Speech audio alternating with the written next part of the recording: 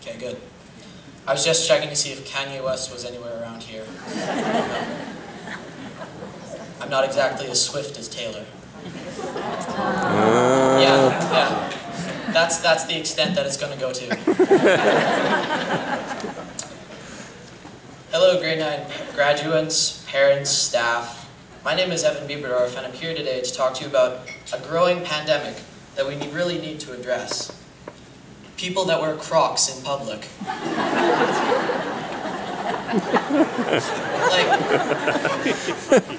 Unless you live in a senior's home in Florida, you probably should stick with shoes. What I'm really here today to talk to you about is why I've stayed at Rundle for 3 years and why I intend to stay at it for 3 more. As I was being driven into the parking lot of Rundle Junior High for the first time in grade 7, I looked up, scanned the building, and thought, wow, this kind of looks like somewhere where they'd house people in the witness protection program.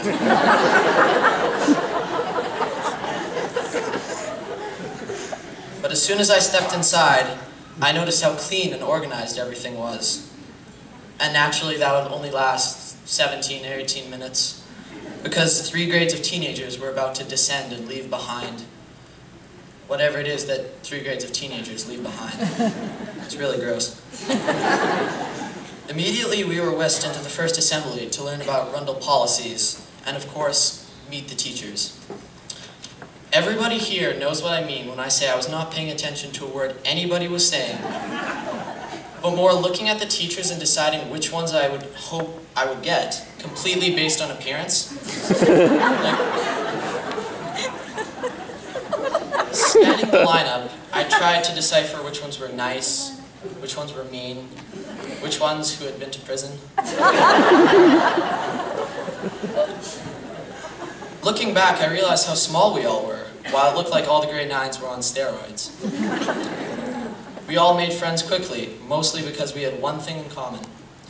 Nobody wanted to go to the first day of school. In fact, I remember thinking, if I jump out my window and land on that fence, would I be injured enough to not go to school today? Grade 8 was a year mostly of 5 days with 42 kids on a boat. It sounds classy, doesn't it? The greatest trip of all time was definitely Edgewater, trip 1.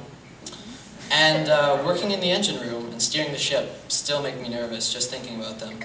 And I still regret cleaning tables on kitchen duty. And knowing our grade, I'm probably never going to be able to live that one down. No. I don't think any of us have ever played more games of cards in 5 days than we did on that trip. More people got sick and thought they were going to combust because of swine flu.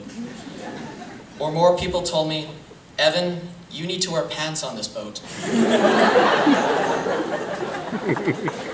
I still don't understand why I wasn't allowed to go to the lounge section of the ship. Maybe I was already too relaxed. Finally, we are at grade 9. Top dogs. If you didn't think me saying top dogs was weird, you shouldn't be in the 9th grade.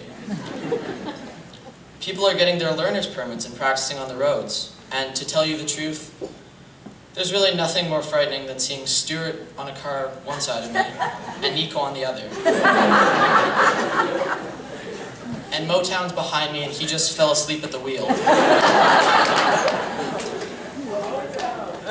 Going through the day seems so slow, and yet not slow enough, because we're almost at finals. I can distinctly remember almost falling asleep in Miss Ross's class. Not completely because of the science, but more because she has the most relaxing voice.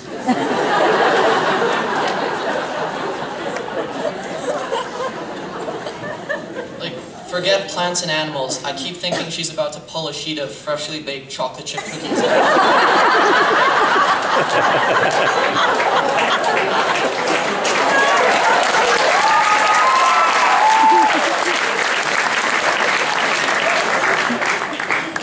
Miss Hughes spent most of the year providing constant encouragement for me to start Bibes and Ume Immigration Law Service. And Miss Kim developed an ulcer for me being late every single morning. And yet, counting this Wednesday, I only have 3 detentions of the year. The Olympics were hosted in Vancouver this year. It's good to know, right? Probably the only time where it's socially acceptable to wear a Canada-themed Speedo. And apart from that, it was a unifying moment throughout our country. Not to be more Canadian, but more to laugh at the Americans. You know, they thought they could beat us at our own game. And also racking up more gold medals in all of Olympic history. And I did not write this sentence.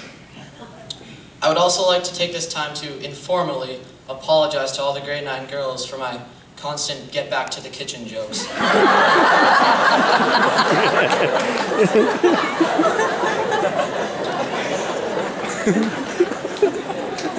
Even though I'm taller and I weigh more and I have bulging triceps, most of you could probably beat me up. You shouldn't have to worry about it though. One day a group of rallying feminists will probably kill me. So.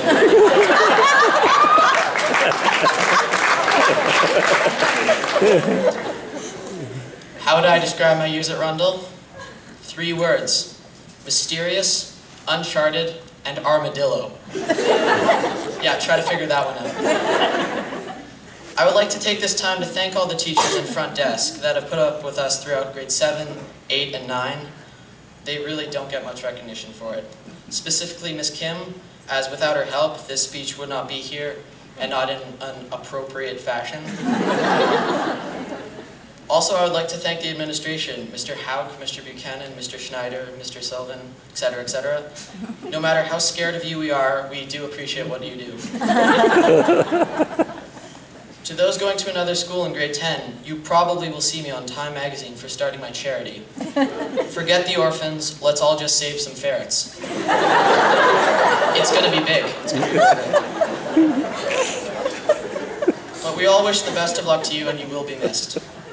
To those staying at Rundle, I look forward to 3 more exciting years with you.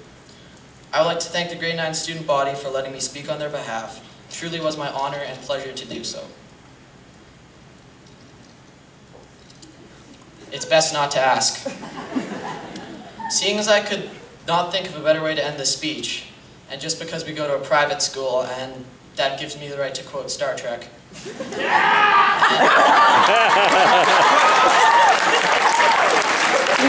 Just for Stephen Coleman.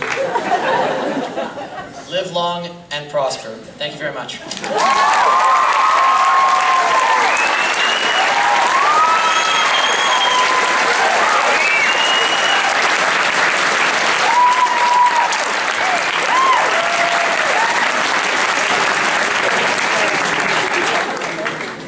Now I get the edgy part.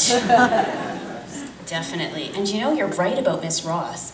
Every time I pass her room, and I've said it to you, your room smells so good. Like she is baking in there or something. I want to be in that class.